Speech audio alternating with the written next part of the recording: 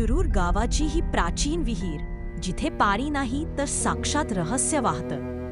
I काळूबाईच्या भक्तीत तल्लीन झालेल्या धावाजी पाटलांच्या आयुष्यातील एक मोठा सत्य म्हणून सुरूरची ही 12 विहीर. पण ही 12 विहीर इथे आली कशी? ही विहीर केवळ पाण्याची नाही, तर ती देवीच्या शक्तीच्या निवासस्थान आहे.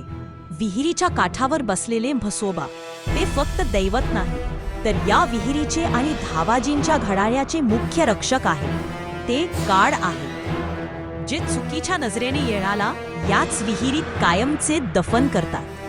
धावाजी बाबा दर अमावस्येला इथे का यायचे? कारण याच विहिरीतून त्यांना काळूबाईचे संकेत मिळायचे.